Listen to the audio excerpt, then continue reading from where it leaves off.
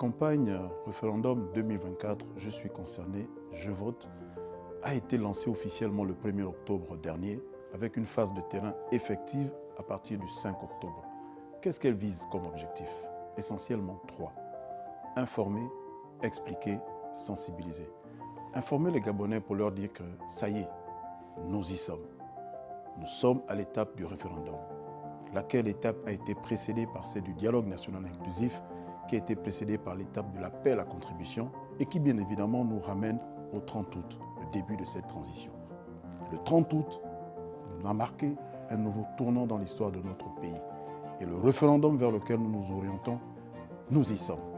Donc, informer les Gabonais que ça y est, nous y sommes. Deuxième élément, expliquer.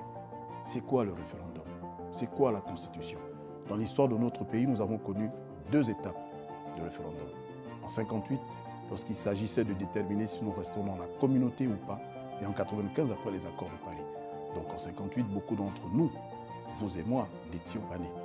Et en 1995, certains l'étaient. Donc pour beaucoup de Gabonais, c'est une nouveauté. Donc il faut expliquer en quoi cela va consister. C'est quoi une constitution? Qu'est-ce qui la différencie d'une loi ordinaire? Qu'est-ce qui la différencie d'un décret? Donc la loi fondamentale, qu'est-ce à dire? Qu'est-ce qu'elle contient? Comment elle va agencer notre vivre ensemble? Et troisième et dernière étape, sensibiliser. Pour faire en sorte que les Gabonais puissent comprendre qu'ils ne doivent pas être entièrement à part du processus, mais à part entière de ce processus. Tout le monde est concerné.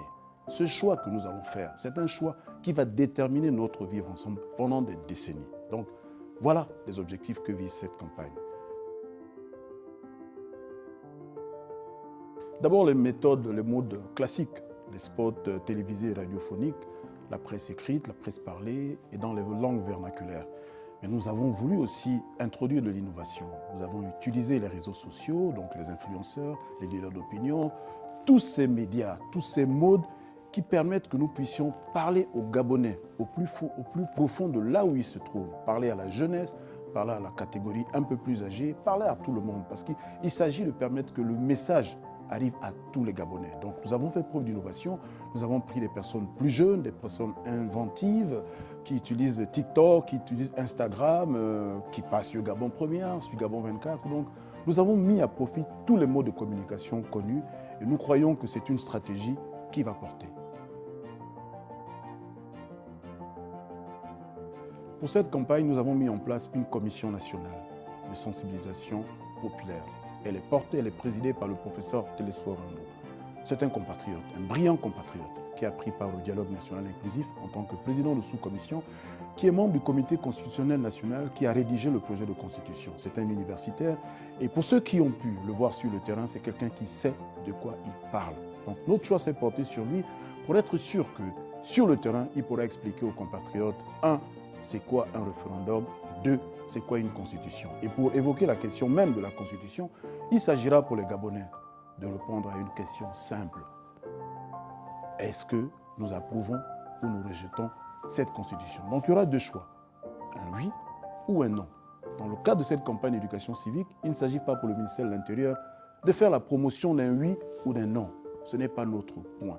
Notre point est de dire aux Gabonais, il y a un texte. Vous êtes appelés à venir vous prononcer sur un texte autour de deux options, soit le oui, soit le non.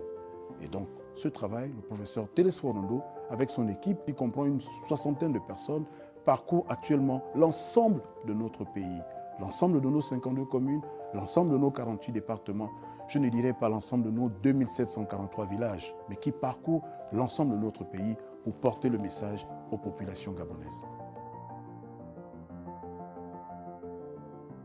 Deux options.